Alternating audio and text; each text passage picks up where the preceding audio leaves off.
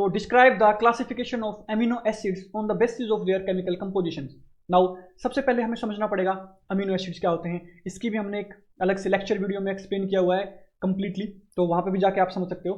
तो चलिए यहाँ पे हम देखते हैं, छोटा सा डिस्कशन करते हैं कि अमीनो एसिड्स क्या होता है। भैया देखो, अमीनो एसिड्स नाम से ही पता चल रहा है, एक तो अमीन ग्रुप होगा और दूसरा एसिडिक ग्रुप होगा। तो अमीनो एसिड जो अपने पास होते हैं उनके पास क्या होता है, एक तो अमीन ग्रुप होता है, अमीन क्या होता है NH2 ग्रुप, और दूसरा क्या ग्रुप होता है COOH। ठीक है जी। अब बाकी एक तरफ हम H लगा देते हैं, एक तरफ हम R लगा देते हैं। अब ये R अलग अलग होने की वजह से ये अलग अलग नेचर शो करता है, अलग अलग इसकी केमिकल कंपोजिशन होती है। ठीक है जी। तो ये R अलग अलग होने की वजह से इसकी अलग अलग केमिकल कंपोजिशन होगी। समझ में आ गया? तो चलिए देखते हैं उनकी क्लासिफिकेशन देखते हैं। तो अमीनो एसिड आपको समझ में आया होगा कि एक तो एसिडिक ग्रुप होता है और एक अपने पास अमीन ग्रुप होता है। तो ये बेसिकली इसका जनरल फॉर्मूला, जनरल स्ट्रक्चर हो जाता है। R अलग अलग होने की वजह से अलग अलग प्रॉपर्टीज शो करता है, अलग अलग नेचर दिखाता है। एक होता है पोलर ग्रुप, ठीक है जी, एक होता है नॉन पोलर ग्रुप। जो पोलर ग्रुप होते हैं वो पोलर सब्सटेंसेस के अंदर ही सोल्यूबल होते हैं, और जो नॉन पोलर होते हैं वो ऑब्वियसली नॉन पोलर कंपाउंड्स के अंदर, या हम कह सकते हैं कि कोवलेंट कंपाउंड के अंदर ही सोल्यूबल होते हैं। अब क्योंकि हमें पता है कि H2O जो है वो क्या होता है, एक पोलर लिक्विड है, पोलर सॉल्वेंट है। तो जो नॉन पोलर होंगे वो हाइड्रोफोबिक होंगे। क्या होंगे? हाइड्रोफोबिक, मतलब वाटर से रिपेलेंट होंगे, वाटर रिपेलिंग। वाटर रिपेलिंग का मतलब उसके अंदर सोल्यूबल नहीं होंगे। तो इसलिए नॉन पोलर जो होते हैं वो हाइड्रोफोबिक होते हैं। ठीक है जी। तो नॉन पोलर एमिनो एसिड्स का हमने पढ़ना है, तो उसकी देखते हैं कि ये R क्या क्या होगा, उसके अंदर क्या क्या हो सकता है। तो एग्जांपल्स के लिए, अगर RH लगा हुआ है, जैसे मान लो यहाँ पे हमने R की बात करी थी कि एक तरफ COOH था, एक तरफ अपने पास क्या था NH2, ठीक है जी, एक तरफ हमारे पास H था, और एक तरफ यहाँ पे जो R की जगह हमने H लगा दिया, तो क्या बन जाएगा? ग्लाइसिन। ये रहा, देखो एक तरफ भी H लगा दिया। अब इसी की तरफ हमने CH3 जोड़ दिया, यहाँ पे H की जगह CH3 जोड़ दिया, जैसे ये रहा एलेनाइन। वैसे ये है वेलाइन में ये जोड़ देंगे, लूशीन में ये जोड़ देंगे, आइसोल्यूशिन के अंदर ये जोड़ देंगे। आइसोल्यूशिन के अंदर ये जो होता है कंप्लीट होता है, इसमें बॉन्डिंग यहाँ से होती है। ये जो कार्बन है, ये जो कार्बन है, ये जो कार्बन है, यहाँ से लिंकेज होती है क्योंकि शो कर रखा है। तो ये अपने पास है। नाउ ये एलिफेटिक होते हैं। नाउ ऐसे ही हमारे पास एरोमेटिक हो सकते हैं। एरोमेटिक में क्या होता है, एक रिंग टाइप स्ट्रक्चर जुड़ा हुआ होता है। जैसे मान लो इसकी बात करें, इसकी अगर हम एक, चलो इसका एक स्ट्रक्चर बना के देख लेते हैं। इसमें क्या होगा, इसमें यहाँ पे R की जगह क्या जुड़ा हुआ होगा, CH2 से जुड़ा हुआ होगा, और CH2 के साथ एक क्या जुड़ी होती है, बेंजीन की चेन जुड़ी हुई होती है। नाउ ये 6 कार्बन की चेन है, ये ऐसे ऐसे और ऐसे होती है। ठीक है, 6 कार्बन की चेन है। तो ये एक फिनाइल ग्रुप जुड़ा हुआ है। ऐसे सिमिलरली ये होता है, इसमें भी एक बेंजीन रिंग जुड़ी हुई होती है। सॉरी, इसमें भी एक रिंग चेन जुड़ी हुई होती है, बेंजीन की तो नहीं होती। फिर होते हैं सल्फर कंटेनिंग, जिनके अंदर यहाँ पे मान लो जो भी चेन जुड़ी हुई है उसमें सल्फर ग्रुप भी आ जाएगा। जैसे कि ये रहा, इसको ये अपने पास है मिथियोनिन, जिसके अंदर क्या होता है, यहाँ से जुड़ा हुआ होता है CH2, CH2S, CH3।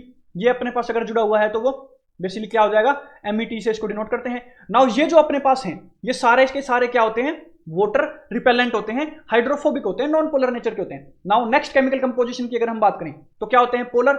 अब यार ऑब्वियसली पोलर हैं तो क्या होंगे, ये पोलर सॉल्वेंट्स के अंदर डिसोल्व हो जाएंगे, तो वाटर रिपेलेंट नहीं होते, तो ये हाइड्रोफिलिक नेचर के होते हैं। हाइड्रोफिलिक क्या होता है, बेसिकली फिलिक का मतलब होता है लवर, और हाइड्रो मतलब वाटर, तो वाटर से लवर होता है, मतलब ऑब्वियसली वाटर अट्रैक्टिंग होता है। ठीक है जी। उसके बाद ये कैसे कैसे हो सकते हैं, इनके अंदर एक तो OH ग्रुप हो सकता है प्रेजेंट, एक अमीन ग्रुप हो सकता है, अमाइड ग्रुप NH2 ग्रुप हो सकता है प्रेजेंट। ठीक है जी। थर्ड क्या होते हैं, सल्फर भी प्रेजेंट हो सकता है इसके अंदर। तो हाइड्रोक्सिल वाले के एग्जांपल क्या है, सीरीन और थ्रियोनिन। जैसे कि ये स्ट्रक्चर आपको गिवन है, ये सीरीन का हो गया, ये थ्रियोनिन का हो गया। नाउ अमाइड ग्रुप के प्रेजेंट में ये R की जगह ये जुड़ा हुआ होगा। नाउ ग्लूटामीन के अंदर इसको डिनोट करते हैं GLN से, और इसमें यहां से जुड़ा हुआ होगा, और एक NH2 मतलब अमाइड ग्रुप प्रेजेंट होगा। तो R की जगह क्या लगा होगा, ये कंप्लीट ग्रुप लगा हुआ होगा उस R की जगह। ठीक है जी। सल्फर कंटेनिंग भी हो सकते हैं, यहाँ पे CYS से डिनोट किया जाता है, सिस्टीन नाम होता है। इसमें क्या होता है, CH2SH ग्रुप जुड़ा हुआ होता है। जैसे मान लो हम बात करें COOH, साथ में अपने पास क्या है C, इधर NH2 जुड़ा हुआ है, तो एक कार्बोक्सिलिक ग्रुप हो गया, एक NH2 ग्रुप हो गया, एक तरफ H और दूसरी तरफ क्या जुड़ा हुआ है, R की जगह ये वाला ग्रुप जुड़ा हुआ है CH2SH, ये ग्रुप जुड़ा हुआ है। तो ये क्या बन जाता है अपने पास, सिस्टीन। तो आई होप ये आपको समझ में आया होगा। अगर इसमें कोई डाउट्स आते हैं तो आप कमेंट सेक्शन में पूछ सकते हैं, हम मोस्ट प्रोबेबली उसको सोल्व करने की कोशिश करेंगे। नाउ नेक्स्ट इसका जो अपने पास होता है वो होता है एसिडिक नेचर का। अब देखिए गाइस, इसमें ना देखो, एक एसिडिक ग्रुप होता है, एक बेसिक ग्रुप होता है। एसिडिक ग्रुप कौन सा होता है इसके अंदर, एमिनो एसिड में एसिडिक ग्रुप कौन सा होता है, COOH ग्रुप वाला, ऑब्वियसली कार्बोक्सिलिक एसिड वाला। और एक होता है बेसिक ग्रुप, एक क्या होता है, बेसिक ग्रुप। बेसिक ग्रुप कौन सा होता है, NH2। अब ये NH2 बेसिक कैसे होगा भैया, देखो लोन पेयर डोनेट जो कर सकते हैं उनको बेसिक नेचर में हम काउंट करते हैं। नाइट्रोजन के पास एक लोन पेयर होता है, ये लोन पेयर डोनेट कर सकता है, तो इसको बेसिक मानते हैं, ठीक है जी। तो एसिडिक वाले में क्या होगा, COOH वाला जो ग्रुप होगा वो क्या हो जाएगा, ज़्यादा हो जाएगा, मोर नंबर हो जाएंगे। देखो इसमें क्या है, COOH वाले तो 2 हैं और बेसिक वाला NH2 वाला 1 है, तो 2 एसिडिक हैं 1 बेसिक है, तो उसका ऑब्वियसली नेचर क्या हो जाएगा, एसिडिक नेचर हो जाएगा। ऐसे ही जैसे हम बात करें, ये था एस्पार्टिक एसिड, इसका स्ट्रक्चर आपको याद रखना है। एक है ग्लूटामिक एसिड, इसका भी स्ट्रक्चर आपको याद रखना है। इसमें देखिए एक ये है एक ये है, इसमें भी 2 एसिडिक ग्रुप हैं और एक NH2 है। अब आप कहोगे कि भैया इसमें और इसमें अलग क्या अंतर क्या, देखो ना इसके अंदर एक CH2 यहाँ पे जुड़ा हुआ है, एक CH2, स्ट्रक्चर तो अलग है, ऑब्वियसली नंबर ऑफ कार्बन भी अलग है, 2 एसिडिक ग्रुप है, एक बेसिक ग्रुप है, समझ में आया। तो ये क्या हो जाते हैं, एसिडिक हो जाते हैं, acidic amino acids. Now basic में क्या होगा, NH2 ग्रुप ज्यादा होंगे, तो देखिए बेसिक के अंदर क्या होता है, अमीनो एसिड ग्रुप ज्यादा होते हैं, जैसे कि लाइसिन, इसके अंदर देख सकते हो आप, एक ये NH2 ग्रुप है, एक ये NH2 ग्रुप है, 2 NH2 ग्रुप है, मतलब बेसिक ग्रुप कितने हो गए, बेसिक ग्रुप हो गए 2, ठीक है जी।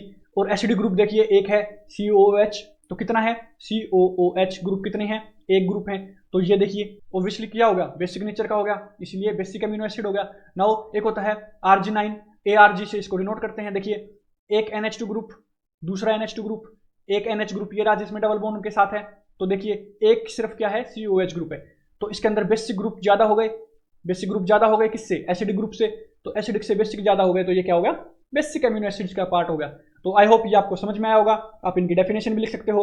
एक्स्ट्रा अमीनो एसिड हमने बात कर दी, एक्स्ट्रा अमीन ग्रुप होगा इसके अंदर, ठीक है, NH3 ग्रुप एक्स्ट्रा होगा, और इस केस में क्या होगा, एक्स्ट्रा COO ग्रुप होगा। तो आप डेफिनेशन भी लिख सकते हो, एग्जाम्पल भी लिख सकते हो। आई होप वीडियो पसंद आई होगी। Thank you guys, thank you so much.